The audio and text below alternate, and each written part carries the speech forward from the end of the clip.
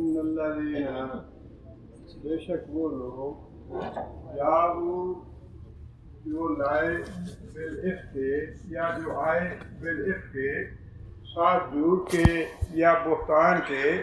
افق ویسے تو کہتے ہیں بالکل کسی چیز کو الٹا کر دینا، اسی سے مفہوم لیا گیا ہے کہ بالکل ایک ناروا اور بالکل ایک غلط بات اور جھوٹی بات جس سے مراد ہے تہمت.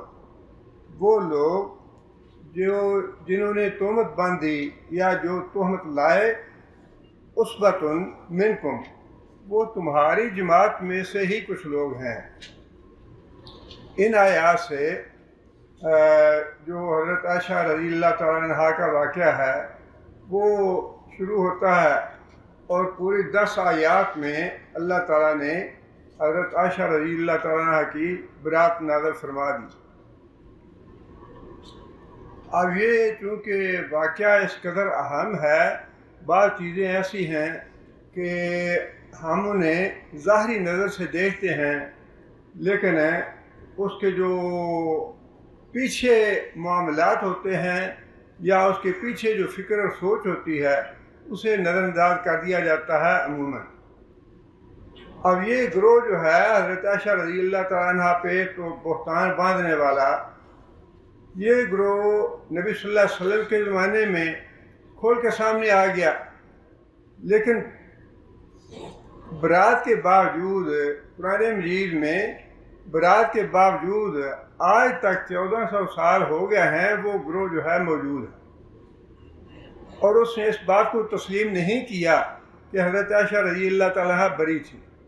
آج بھی وہ یہ بہتان لگاتے ہیں کہ معاذ اللہ حضرت عائشہ رضی اللہ تعالیٰ عنہ پاک نہیں تھیں. آج بھی وہ گروہ موجود ہے اور قرآن مجید کی برات کو وہ تسلیم نہیں کرتے. اب یہ وہ چیزیں ہیں جن کے ہوتے ہوئے یہ جو ہے نا مذہبی ہمانگی ہونی چاہیے، بات چیت ہونی چاہیے، مذاکرات. کس بات پہ مذاکرہ؟ ہم یہ مان لیں کہ حضرت عائشہ معاذ اللہ ناپاک تھیں، کیسے مانے؟ وہ تو کافر ہے، اس نے تو قرآن مجید کی آیتوں کا انکار کر دیا. اس نے تو اللہ تعالیٰ نے جو برات نازل کی حضرت عائشہ رضی اللہ تعالیٰ عنہ کی اس کا انکار کیا ہے. پوری کی پوری 10 آیتوں کا جو انکار کر دے، اسے بندہ کہے کہ یہ مسلمانوں کی جماعت ہے یا مسلمانوں میں شامل ہے. یہ اب اصل میں یہ جو ہمارے ہم بعض کا کہتے ہیں اچھا مسلمان ممالک کتنے ہیں؟ ہاں جی 50 مسلمان ممالک ہیں. بات یہ ہے کہ ان میں جو اختلافات ہیں نا یا جو ایک دوسرے کے ساتھ دشمنیاں پڑی ہوئی ہیں وہ بلا وجہ نہیں ہیں.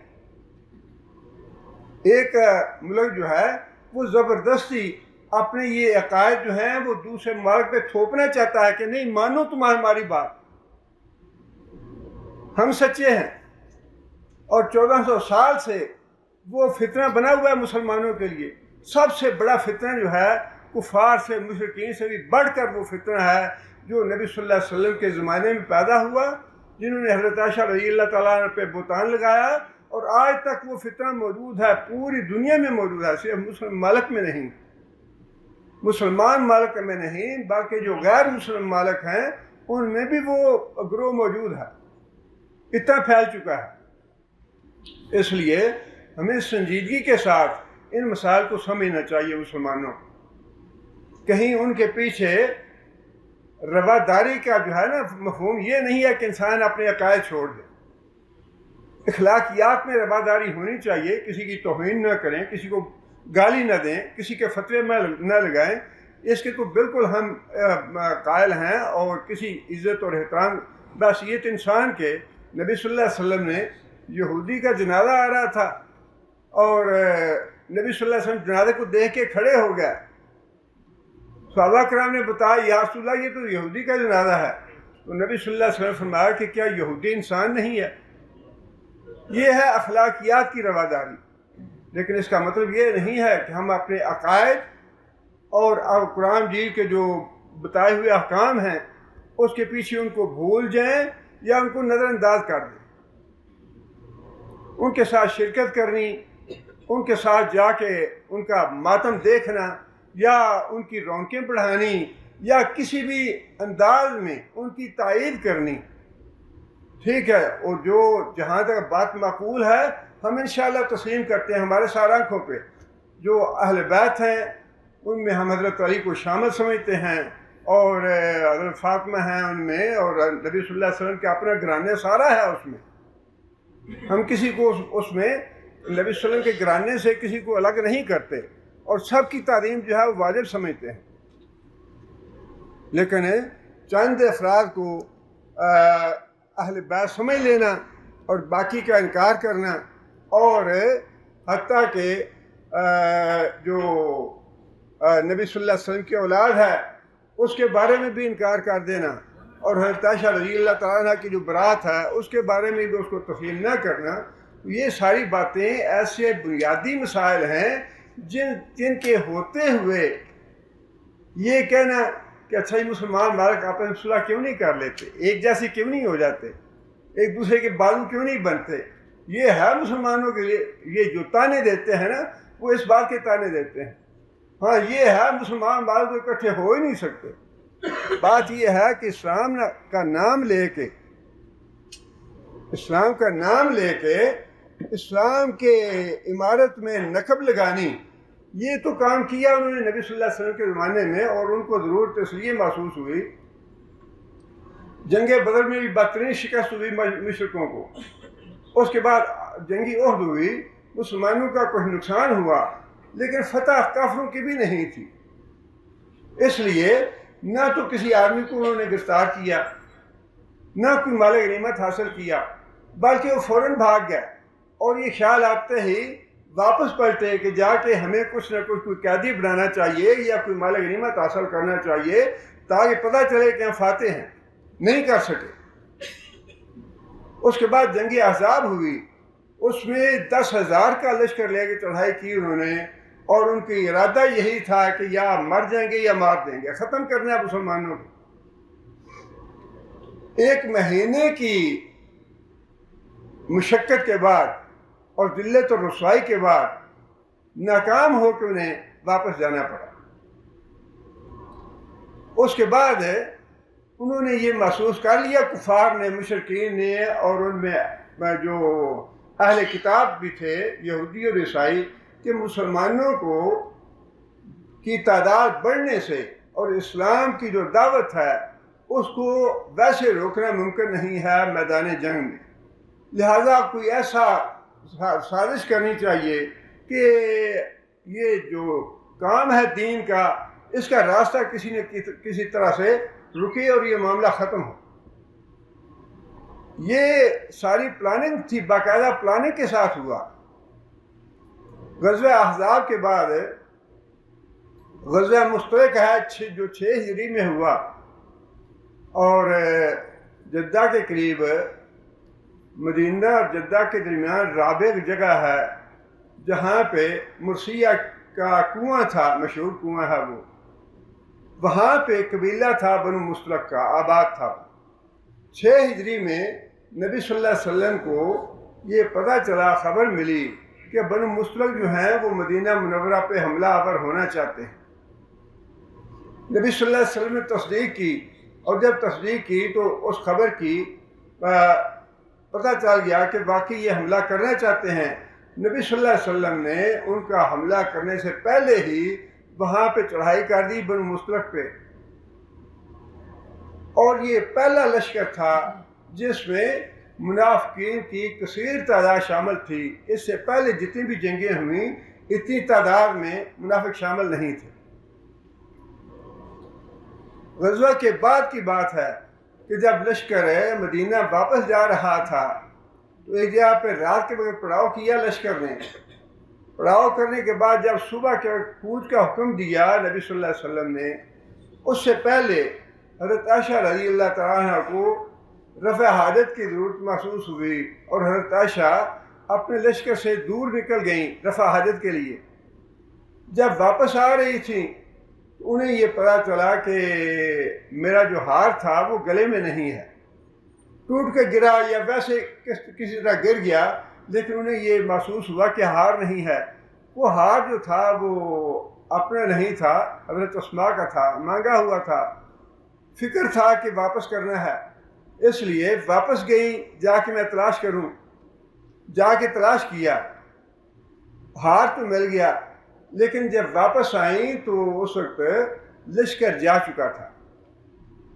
صحابہ کرام بھی یہ کہتے ہیں اور حضرت عائشہ رضی اللہ تعالیٰ عنہ بھی یہ کہتی ہیں کہ اس زمانے میں میری عمر بھی کم تھی اور میرا وزن بھی بڑا کم تھا.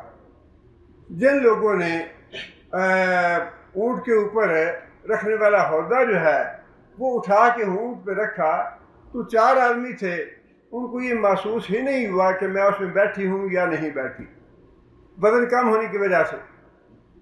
اب وہ لشکر جو ہے وہ روانہ ہو گیا.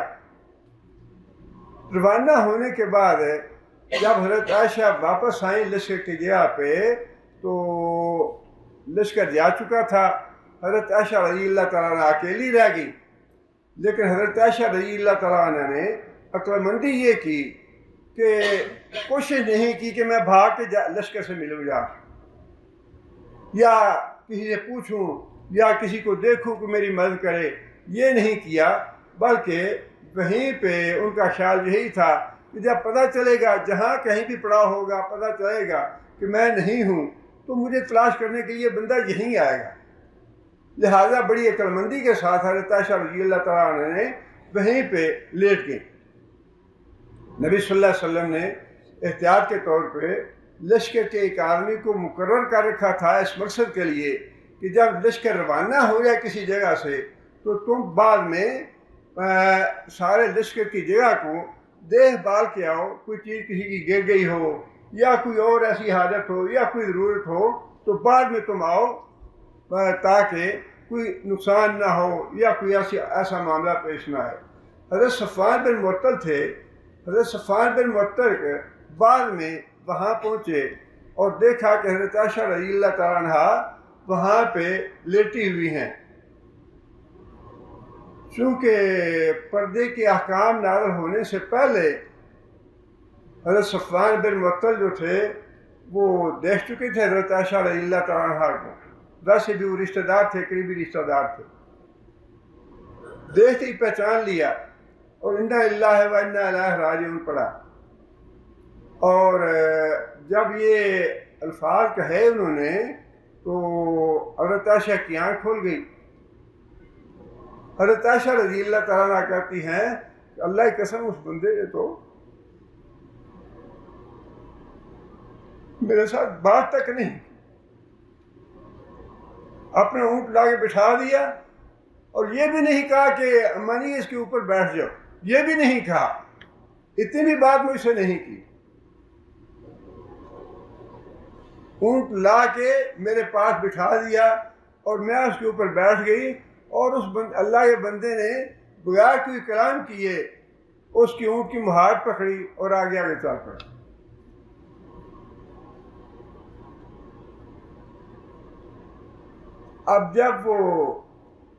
اب یہ دیکھیں نا کہ یہ ساری چیزیں جو ہے نا آخر میں اللہ تعالیٰ نے یہ بات آیتوں میں بھی جتلائی ہے کہ یہ کوئی پری پلان چیز نہیں تھی، کوئی منصوبہ بندی سے یہ نہیں ہوا کہاں، باقی یہ تو سارے بالکل عین قدرتی اور اتفاقی واقعات ہیں جو پیش آتے رہے. ہار کا گم ہو جانا یہ کوئی حضرت عائشہ رضی اللہ تعالیٰ عنہ کی معاذ اللہ پلاننگ نہیں تھی کہ میں ہار گم کر دوں اور لیٹ ہو جاؤں. یہ تو بالکل ایک قدرتی معاملہ تھا. جب حضرت عائشہ رضی اللہ تعالیٰ عنہ اور حضرت صفوان یہ لشکر کے پاس پہنچے اس وقت دوپہر کا وقت تھا. اب قدرتی سی بات ہے اگر کوئی دل میں انسان کے گناہ چھپا ہو نا یا جرم ہو، احساس جرم ہو، تو انسان اس کو اس طرح اوپن نہیں کرتا، وہ تو چاہتا ہے چھپا رہے.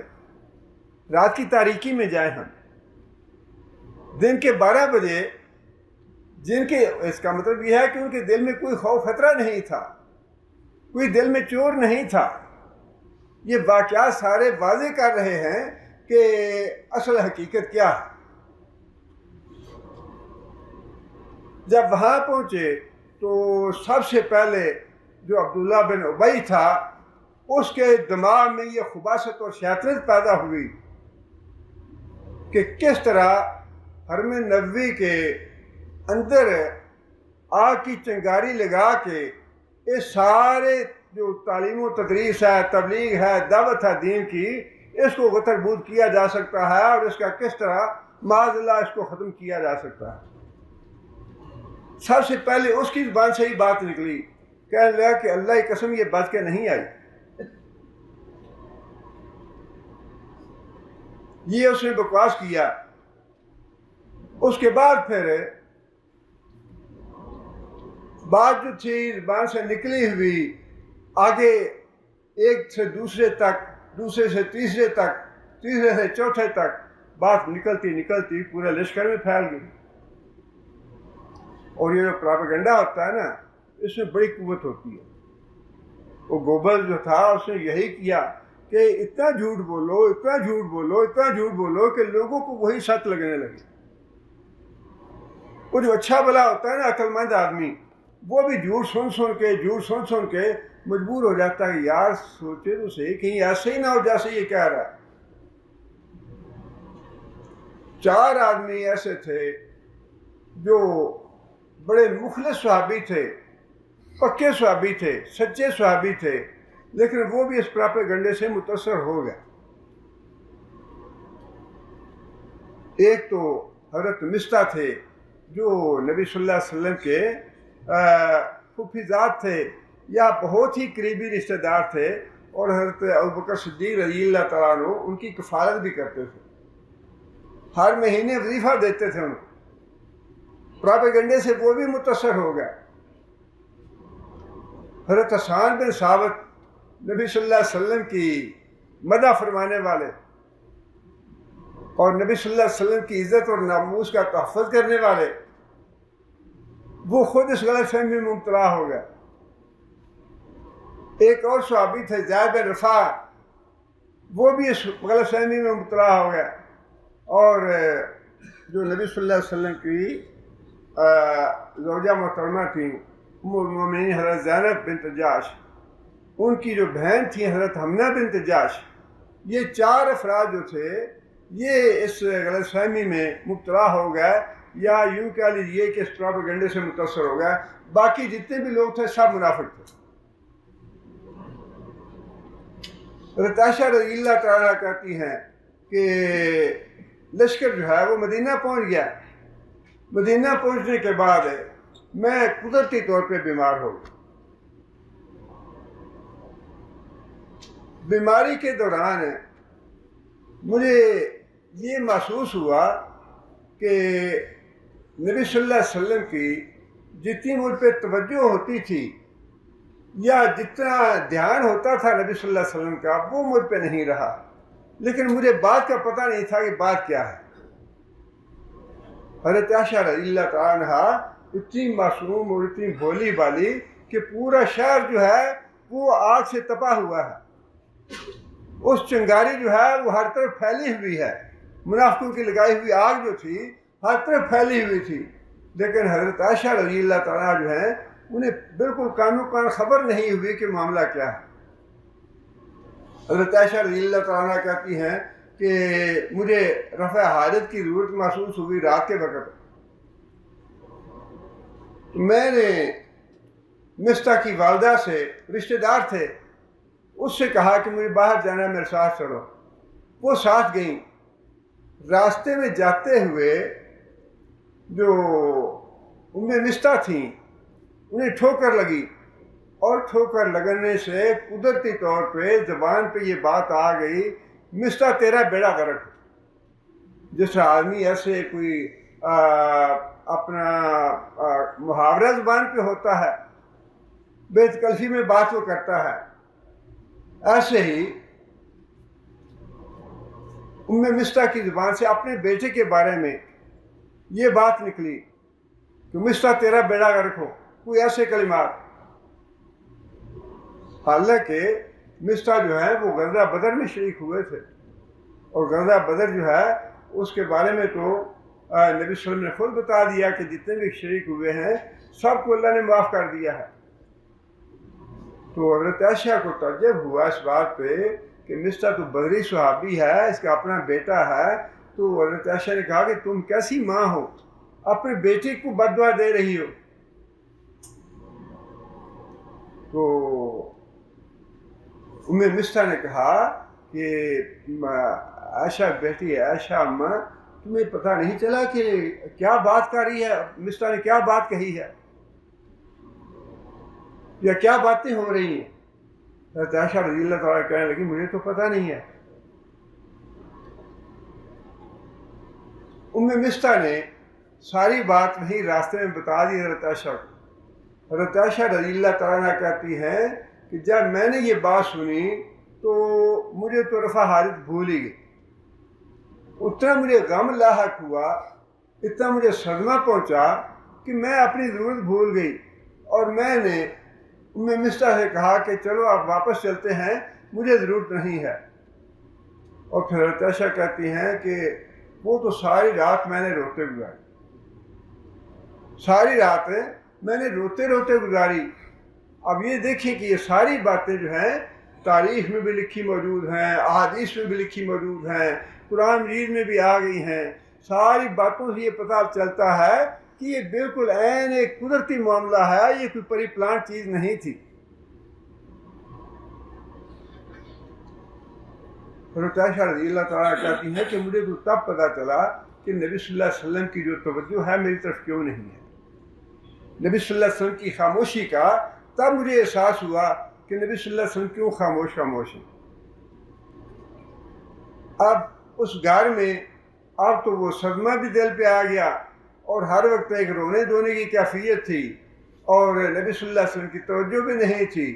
تو حضرت عائشہ رضی اللہ تعالیٰ عنہ نے نبی صلی اللہ علیہ وسلم سے اجازت طلب کی کہ یا رسول اللہ مجھے اجازت دے دیں، میں اپنے ماں باپ کے گھر چلی جاؤں۔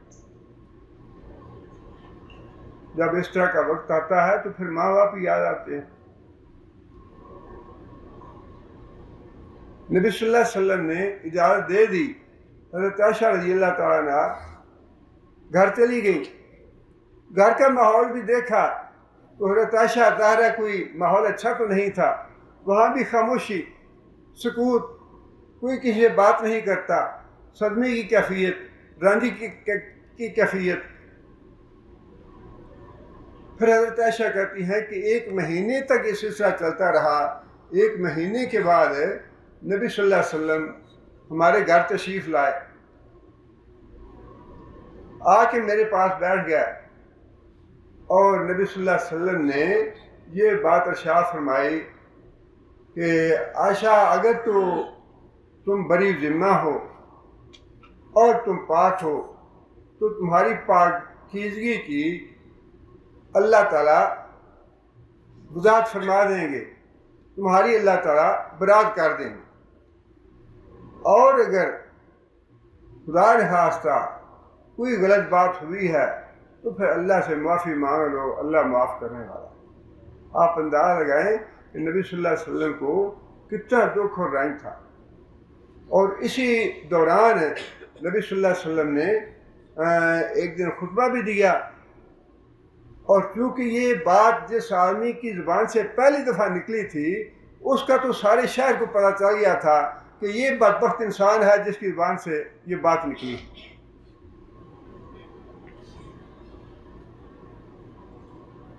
اور اس واقعے سے پہلے وہ جو سورہ منافقون میں واقعہ آیا ہے وہ واقعہ بھی اسی سفر کے دوران پیش آ چکا تھا۔ ایک کنویں پہ یا چشمے پہ پانی پینے پلانے میں 2 جو قبیلے تھے ان کا آپس میں جھگڑا ہو گیا، اور بات زیادہ بڑھ گئی۔ مہاجرین اور انصار جو تھے ان کا آپس میں ایک دوسرے سے مقابلہ ہو گیا، تو نبی صلی اللہ علیہ وسلم کو پتہ چلا، تو نبی صلی اللہ علیہ وسلم نے اس معاملے میں بھی عبداللہ بن ابی جو تھا منافق، اس نے یہ بات کہی کہ یہ جو مہاجر ہیں نا ان کو تو ہم نے ہی پالا ہے، ہم نے ان کو پناہ دی، اور ان کا معاملہ جو ہے مہاجرین کا وہ اس طرح کا ہے کہ معاذ اللہ ثم معاذ اللہ، کتے کو پالو اور وہ تمہیں کو چیر پھاڑ کرے، تمہیں کو چیر پھاڑ دے، اس طرح کے اس نے الفاظ کہے۔ اور پھر ساتھ یہ بات بھی کہی کہ ہم جب مدینے میں جائیں گے تو ہم عزت والے ذلیل لوگوں کو مدینے سے نکال دیں گے۔ یہ واقعہ بھی اسی سفر کا ہے، اور اس کا ذکر اللہ تعالیٰ نے سورہ منافقون میں بھی کیا ہے، اور اس میں جو اس کا قول تھا عبداللہ بن ابی کا، اللہ تعالیٰ نے وہ نقل فرمایا ہے سورہ منافقون میں، یقولون، یہ منافق کہتے ہیں، لئن رجعنا الی المدینہ، کہ جب ہم مدینہ شہر میں واپس پہنچیں گے، لا یخرجن الاعز منها الاذل، تو جو عزت والے لوگ ہیں ذلیل لوگوں کو باہر نکال دیں گے۔ عزت والے لوگوں سے مراد اس کی اپنی ذات تھی اور اپنا گروہ تھا، اپنی جماعت تھی، اور ذلیل لوگوں سے مراد مہاجرین تھے۔ اللہ نے اس کی یہ بکواس جو تھی اس کو قرآن مجید میں نقل فرما دیا۔ آگے پھر اللہ نے فرمایا ہے کہ وَلِلَّهِ الْعِزَّةُ وَلِرَسُولِهِ وَلِلْمُؤْمِنِينَ، حالانکہ پتہ ہونا چاہیے عزت جو ہے وہ تو اللہ کی، اللہ کے رسول کی اور اہل ایمان کی ہے، اور منافق جو ہیں ان کو پتہ نہیں ہے اس بات کا، منافق جو ہیں وہ جھوٹے ہیں۔ اور اس کا جو فوری نتیجہ تھا وہ تو عبداللہ بن ابی نے مدینہ پہنچتے ہی دیکھ لیا۔ جب لشکر مدینہ پہنچا اور مدینے میں داخل ہونے لگا تو عبداللہ بن ابی کا جو اپنا سکا بیٹا تھا اس کا نام بھی عبداللہ تھا، اور وہ مخلص صحابی تھا، نبی صلی اللہ علیہ وسلم کا بڑا پکا جانسار تھا۔ اس کو بھی اس بات کا پتہ چل گیا کہ میرے باپ نے یہ بات کہی۔ چنانچہ مدینہ میں داخل ہونے سے پہلے وہ اپنے باپ کے سامنے آ کے کھڑا ہو گیا اور اپنی تلوار نکال لی اور کہنے لگا کہ تم نے یہ بات کہی ہے کہ جو عزت والے ہیں وہ ذلیل لوگوں کو مدینے سے نکال دیں گے، اور یہ بات تم نے نبی صلی اللہ علیہ وسلم کے لیے کہی ہے۔ اب میں دیکھتا ہوں کہ مدینے میں عزت والے داخل ہوتے ہیں یا ذلیل داخل ہوتے ہیں، تم داخل ہوتے ہو یا نبی صلی اللہ علیہ وسلم داخل ہوتے ہیں۔ نبی صلی اللہ علیہ وسلم کو بتایا گیا کہ یا رسول اللہ، جو عبداللہ بن ابی کا بیٹا ہے وہ راستے میں کھڑا ہو گیا۔ یہ بات یہ ہے، یہ باتیں زبان سے بیان کرنا بڑا آسان کام ہے، جو کچھ میں کام کر رہا ہوں نا یہ بڑا آسان کام ہے، لیکن یہ کام کرنا جو ہے یہ بڑا جان جوکھ ہوا کام ہے۔ جو لوگ صحابہ کرام پہ تنقید کرتے ہیں، ان کے جھگڑوں کی باتیں کرتے ہیں، ان کو سوچنا چاہیے کہ اپنا ایمان برباد نہ کریں۔ جو کچھ صحابہ کرام نے کیا ہے نا، اگر صحابہ کرام یہ اللہ اور اللہ کے رسول کے لیے اس طرح سے اپنے جان، مال، ماں، باپ، رشتہ دار اور اپنی جائیدادیں قربان نہ کرتے تو اللہ کی قسم آج ہم بتوں کو پوجنے والے ہوتے۔ یہ جو 1400 سال کے بعد دین قائم ہے نا، وہ یہی جو عبداللہ صحابی تھا نبی صلی اللہ علیہ وسلم کا، اور دوسرے جو صحابہ کرام تھے، یہ انہی کی بدولت ہے، انہی کے احسانات کی وجہ سے ہم مسلمان ہیں۔ اپنی زبانوں کو روک کے رکھیں۔ جو صحابہ، یہ ریڈ لائن ہے صحابہ کرام کی۔ صحابہ کرام کا جس نے نام لینا ہے نا بے ادبی اور گستاخی کے ساتھ، اس نے اپنا دین اور ایمان اور آخرت برباد کرنی ہے۔ پچھلے درس میں ہمارے بھائی نے وہ پھر وہی بات کہ بخاری شریف کی فلاں جو حدیث ہے وہ آپ نے دیکھی ہے یا نہیں، آپ اس کا کیا مطلب ہے؟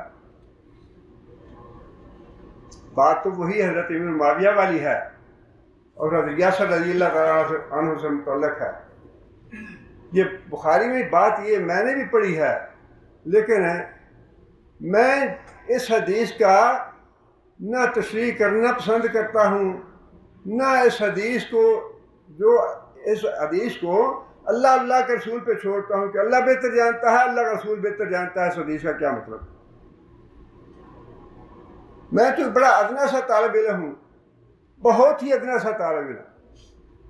میرا علم اس درجے کا نہیں ہے کہ میں ایسی حدیثوں کی وضاحت کر سکوں۔ جنہیں ایسی حدیثوں کی وضاحت چاہیے وہ مجتہد لوگ موجود ہیں، علماء فضلاء کی کمیٹی موجود ہے، دارالافتاء یہاں موجود ہے، ان سے جا کیوں نہیں پوچھتے آپ؟ ادھر ادھر سے فتنے نہ پھیلائیں۔ صحابہ کرام کا نام اس طرح نہ لیں، صحابہ کرام کو معاذ اللہ اس طرح بے عزت کرنے کی کوشش نہ کریں، اپنا ایمان برباد ہو جائے گا۔ جس حدیث کی سمجھ نہیں آتی خاموشی اختیار کریں۔ سیرت صحابہ کا میں نے تیسرا جو حصہ ہے فضائل صحابہ، حضرت امیر معاویہ رضی اللہ تعالیٰ کا میں نے اس میں ذکر کیا ہے، ان کے فضائل بیان کیے ہیں۔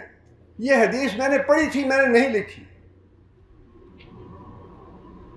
مجھے معلوم ہے یہ حدیث ہے، موجود ہے، لیکن جس حدیث کا مجھے فہم نہیں ہے میں اپنے سر وبال کیوں لوں، میں جہنم میں کیوں جاؤں؟ ٹھیک ہے، اللہ کا رسول بہتر جانتا ہے، اللہ کے رسول نے بات فرمائی ہے، اللہ بہتر جانے، اللہ کا رسول بہتر جانے، اس کا کیا مفہوم ہے میں نہیں جانتا۔ میں اپنا دین ایمان برباد کر لوں؟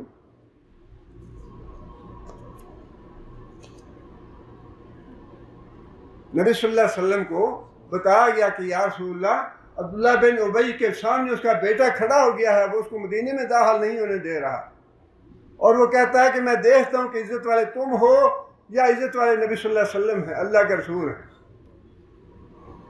بڑا مشکل کام ہے، بہت مشکل کام ہے۔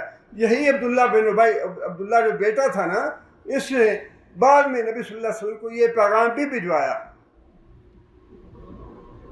کہ یا رسول اللہ، مجھے پتہ چلا ہے کہ اس نے آپ کی گستاخی کی ہے، بہت ہی گستاخی کے الفاظ کہے اس نے۔ نبی صلی اللہ علیہ وسلم گدھے پہ سوار تھے اور کہنے لگا گدھے کو دور لے جاؤ، ہماری ناک میں اس کی گرد آتی ہے، اس طرح کی باتیں کی اس نے۔ نبی صلی اللہ علیہ وسلم کو بڑا صدمہ ہوا، تکلیف ہوئی۔ اس کے بیٹے نے پیغام بھجوایا نبی صلی اللہ علیہ وسلم کو کہ یا رسول اللہ، اگر آپ میرے باپ کو قتل کرنا چاہتے ہیں تو مجھے حکم دیں، میں قتل کر کے سر اس کا آپ کے قدموں میں لا کے رکھ دوں گا، کسی اور کو نہ کہیں، اور قتل کرے گا مجھے تکلیف ہوگی، میں خود قتل کروں گا اپنے باپ کو۔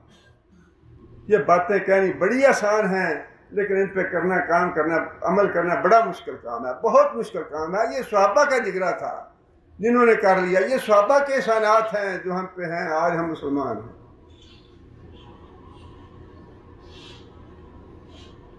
صحابہ کا اتنا احترام کریں، اتنا ادب کریں جتنا ممکن ہے، اپنے ماں باپ سے بھی، دنیا کی ہر چیز سے۔ نبی صلی اللہ علیہ وسلم کے بعد اگر کوئی ہے ایمان، عزت اور احترام کے لائق، یا جتنا بھی ادب اور احترام کیا جا سکتا ہے، تو وہ صحابہ کرام ہی ہیں۔ نبی صلی اللہ علیہ وسلم کو جب بتایا گیا کہ یا رسول اللہ، بیٹا جو ہے وہ داخل نہیں ہونے دے رہا، تو نبی صلی اللہ علیہ وسلم نے خود پیغام بھجوایا بیٹے کو کہ عبداللہ اپنے باپ کو مدینے میں داخل ہونے دے۔ پھر بیٹے نے داخل ہونے دیا۔ اب یہ جو معاملہ ہو رہا تھا، اس کا جو سرغنہ تھا، لیڈر تھا، وہ تو یہی عبداللہ بن ابی تھا۔ حضرت عائشہ رضی اللہ تعالیٰ کہتی ہیں کہ انہی کے بارے میں پھر نبی صلی اللہ علیہ وسلم نے خطبہ بھی دیا، اور خطبے میں نبی صلی اللہ علیہ وسلم نے یہ بات ارشاد فرمائی کہ تم میں سے کون ہے جو مجھے اس آدمی کے شر سے بچائے؟ تم میں سے کون ہے جو مجھے اس آدمی کے شر سے بچائے؟ یہاں تک نبی صلی اللہ علیہ وسلم پریشان ہو گئے۔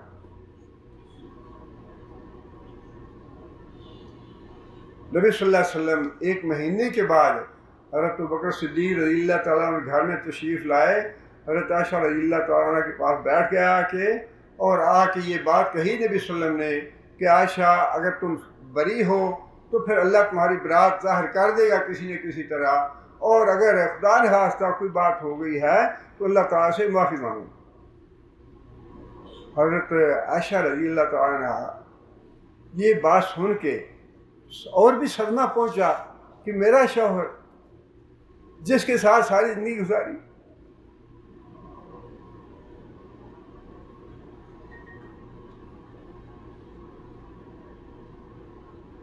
اس کی زبان سے کیسے الفاظ نکل گیا، لیکن وہ تو اللہ کے نبی تھے۔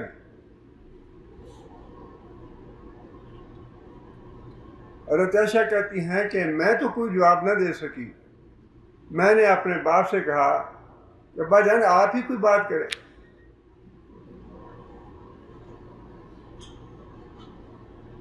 لیکن وہاں تو بات کرنے کی مجال ہی نہیں ہے. ایسا ایک سکوت تھا، ایسی خاموشی تھی کہ حضرت ابوبکر صدیق رضی اللہ تعالیٰ عنہ نے بھی معذرت کر لی کہ بیٹا میں کیا بات کروں. پھر حضرت عائشہ رضی اللہ تعالیٰ عنہ نے اپنی والدہ سے بات کہی کہ اماں جی آپ ہی کوئی بات کریں. والدہ نے بھی معذرت کر لی کہ بیٹا میں نبی صلی اللہ علیہ وسلم کے آگے کیا بات کروں.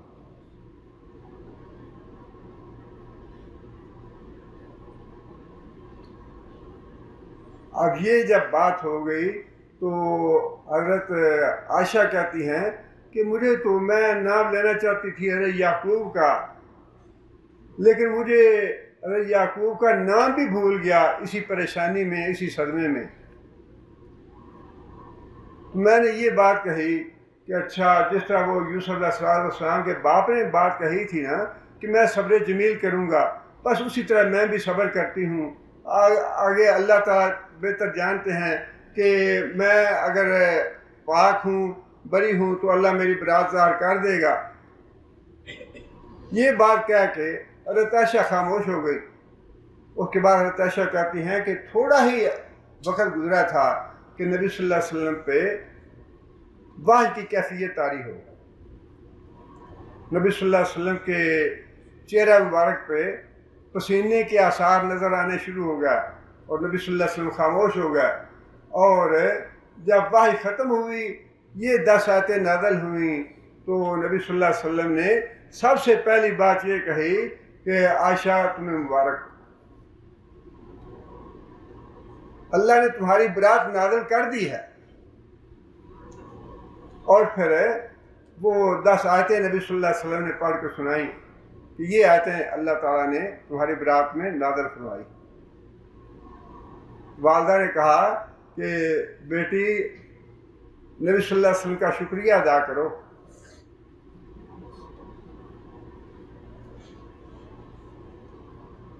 حضرت عائشہ کہنے لگی کہ میں نہ تمہارا شکریہ ادا کروں گی نہ ان کا شکریہ ادا کروں گی. میں تو اللہ کا شکر ادا کروں گی جس نے مجھے میری برات کی ہے. آپ نے تو میرے حق میں کوئی بات کرنا پسند نہیں کیا، کوئی ایک لفظ نہیں نکالا اپنی زبان سے.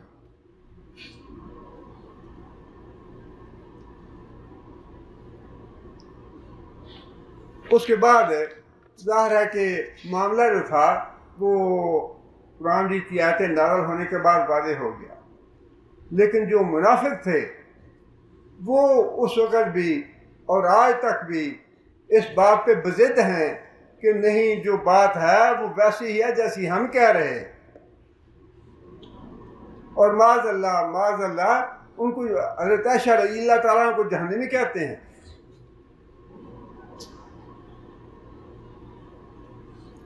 اب یہ جو آیتیں ہیں یہ ہم پڑھتے ہیں آگے. اللہ تعالیٰ نے ابتدا جو تھی، یہ اس سے پہلے جو 3 احکام اللہ تعالیٰ نے بیان کر دیے ہیں نا، وہ تمہید ہے اس واقعے کی. زانی مرد اور زانی عورت ان کو 100 کوڑے مارو. اگر کوئی کسی پہ بہتان لگا زنا کا اس کو 80 کوڑے مارو.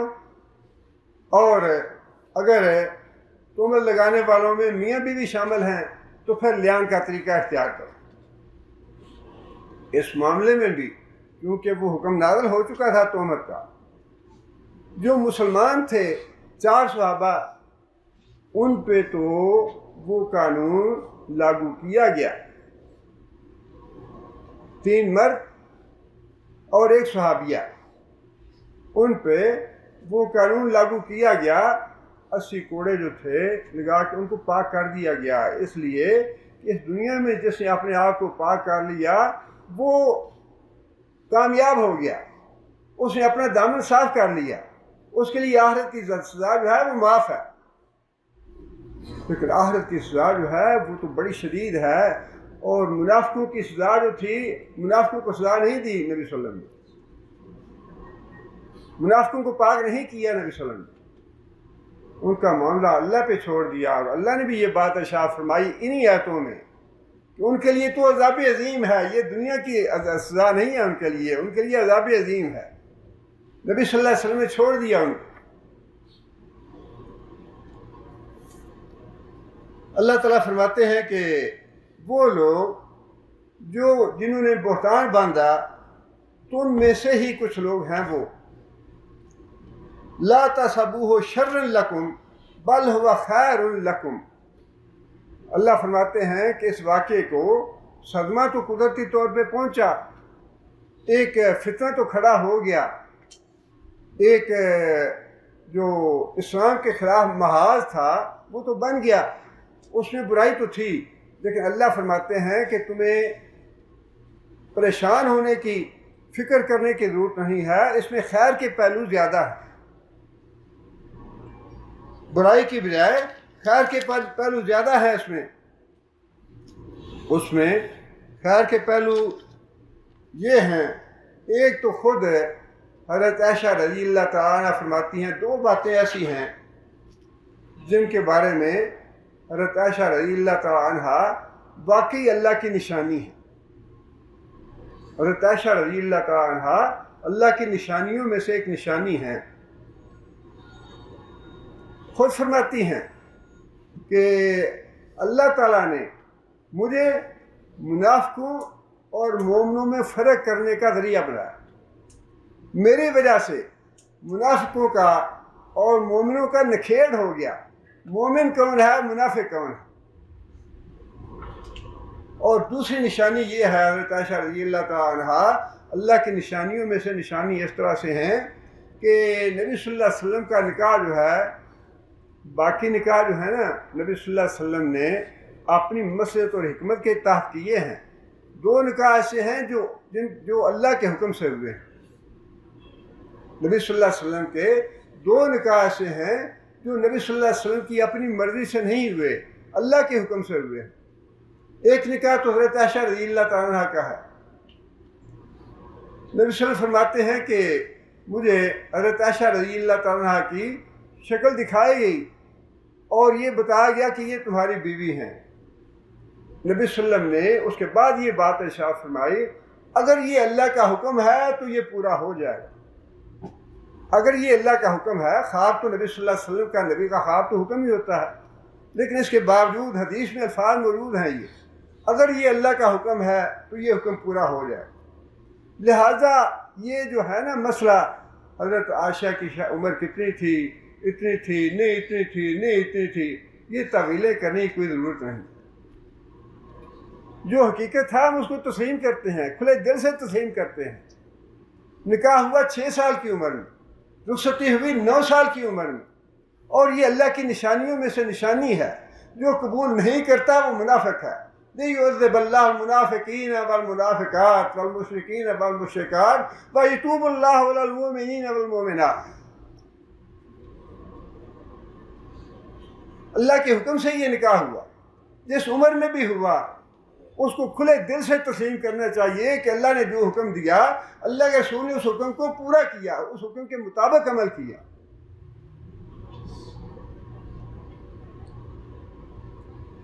اور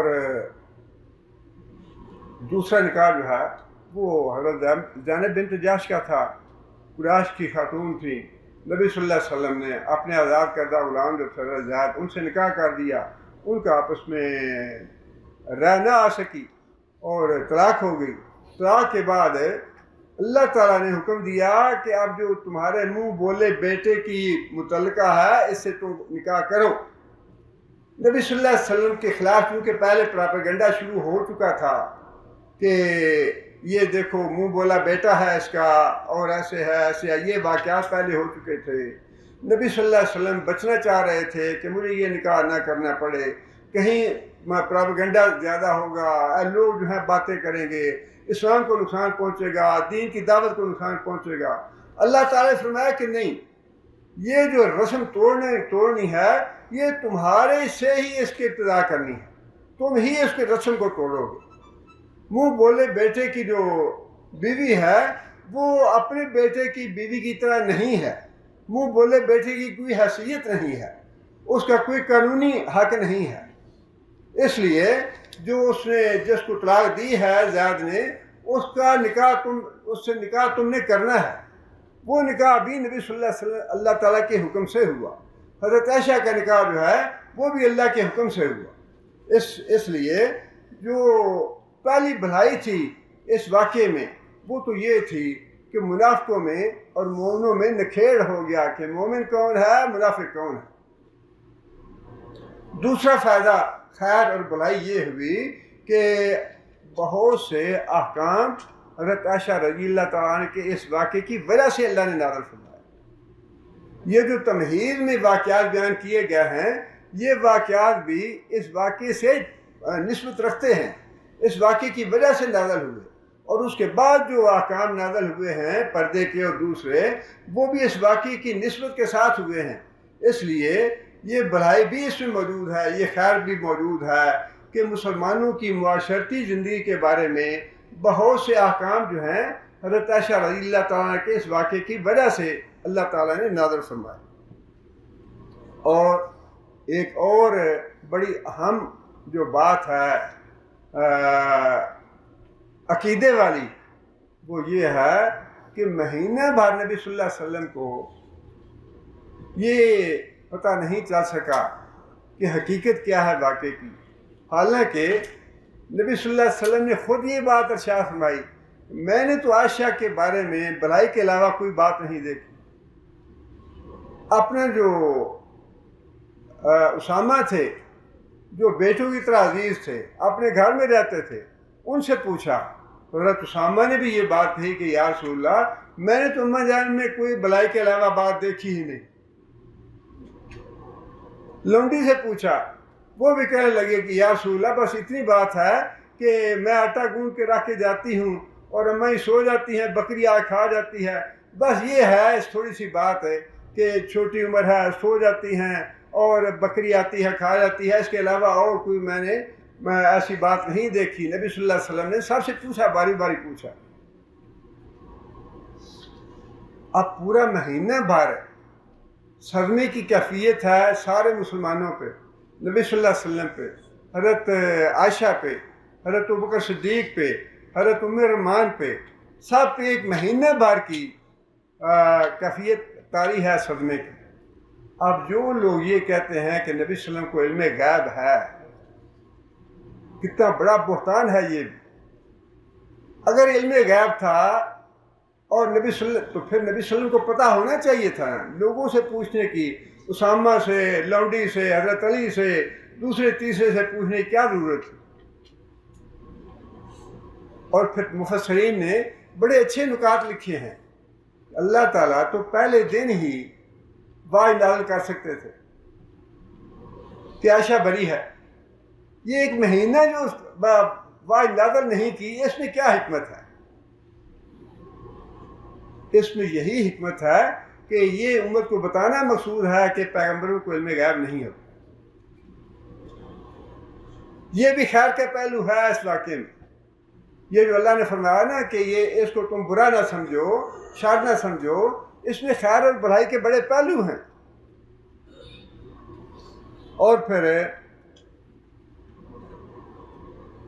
یہ آیتیں نازل ہونے کے بعد حضرت عائشہ رضی اللہ تعالیٰ کی عزت میں، احترام میں جو اضافہ ہوا ان کے فضائل میں، وہ اس واقعے کے بغیر تو نہیں تھا، وہ تو پھر ام المومنین کی برابر تھی صاحب۔ لیکن یہ واقعہ حضرت عائشہ رضی اللہ تعالیٰ خود کہتی ہیں، مجھے یہ توقع نہیں تھی میرے بارے میں آیتیں نازل ہوں، مجھے یہ تو پورا اطمینان تھا اللہ میری برات ضرور ظاہر کریں گے، لیکن میرا خیال اتنا ہی تھا کہ اللہ تعالیٰ نبی صلی اللہ علیہ وسلم کو خواب میں بتا دیں گے یا کوئی اور طریقہ جس سے میری برات ہو جائے، لیکن میں اپنے آپ کو اس مقام سے بہت ہی کم تر سمجھتی تھی کہ میرے بارے میں اللہ قرآن میں آیتیں نازل فرما۔ عاجزی ہے اس میں، کتنی عاجزی ہے اس میں کہ میں اپنے آپ کو اس مقام سے، اس مرتبے سے بہت کم سمجھتی تھی کہ اللہ تعالیٰ میرے بارے میں قرآن میں آیتیں نازل فرمائے۔ حضرت عائشہ رضی اللہ تعالیٰ عنہ کی یہ آیتیں نازل ہونے کے بعد عزت میں جو منافقین نے چاہا تھا اس کے برعکس اللہ تعالیٰ نے حضرت عائشہ کی عزت میں 1000 گنا بے پناہ اضافہ فرما دیا. اور پھر اس میں آگے جو آیتیں آ رہی ہیں اس میں بھی یہ بات ہے کہ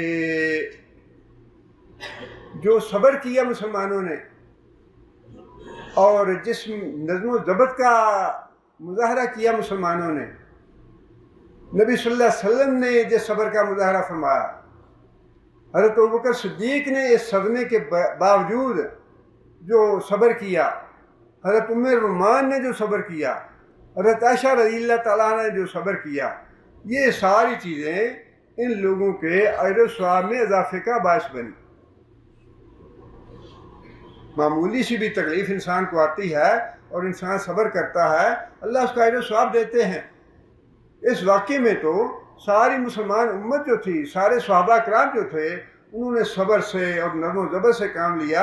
حضرت ابو ایوب انصاری جو تھے، اپنے گھر میں باتیں تو ہوتی ہوں گی نا، گھر میں گئے، جا کے اپنی بیوی سے پوچھنے لگے، اچھا تم یہ بتاؤ اگر حضرت عائشہ کی جگہ تم ہوتی تم کیا کرتے؟ کیا تمہارے دل میں کبھی اس طرح کا خیال آتا ہے؟ تمہارے دل میں کبھی گمان پیدا ہوتا ہے اس طرح کا؟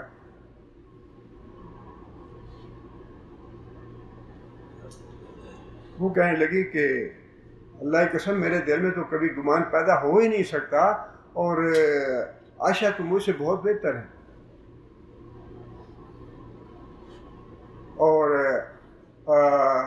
وہ جو بیوی تھی ان کی کہنے لگی کہ ابو ایوب تم یہ بتاؤ کہ اگر تم صفوان کی جگہ پہ ہوتے تو تمہارا کیا خیال ہوتا، یا تمہارا کیا تصور ہوتا، یا تمہارا کیا رد عمل؟ حضرت ابو ایوب انصاری کہنے لگے کہ اللہ کی قسم میں تو کبھی سوچتا بھی نہ یہ بات، میرے تو تصور میں بھی یہ بات نہ آتی. یہ جو نظم و ضبط تھا، صحابہ کرام کا صبر اور تحمل تھا، اور اس طرح کی سوچ جو تھی حضرت عائشہ رضی اللہ تعالیٰ عنہ کے بارے میں، اس کا اجر و ثواب اللہ نے دیا ان کو، ان کا مقام اور مرتبہ اور درجات بڑھائے. یہ ساری خیر کی باتیں ہیں اس واقعے میں. یہ انشاءاللہ اس کا باقی حصہ ہے وہ اگلے درس میں بیان کریں گے. ایک بھائی نے لکھا ہے کہ افتخار صاحب کے بھائی جو ان دنوں علیل ہیں، ان کی صحت یابی کے لیے دعا کرنی ہے. اللہ تعالیٰ شفا علا کاملہ عطا فرمائے انہیں.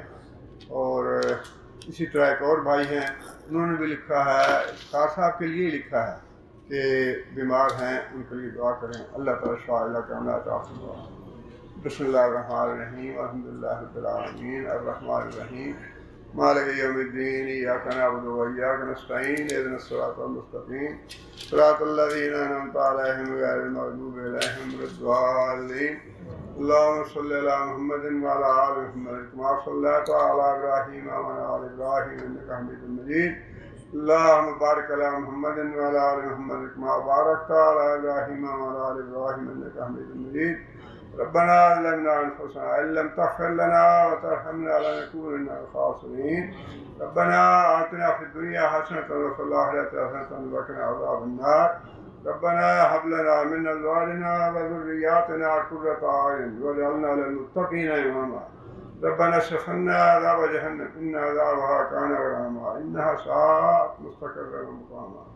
اللهم أعز الإسلام والمسلمين، اللهم أعز الإسلام والمسلمين، اللهم أذل الشرك والمشركين، اللهم دمر أعداء الدين، اللهم نبر قلوبنا بنور الإيمان، اللهم ثبتنا على الإسلام، اللهم اغفر لجميع المؤمنين والمؤمنات الأحياء منهم والأموات. ربنا تقبل منا إنك أنت السميع العليم وتب علينا إنك أنت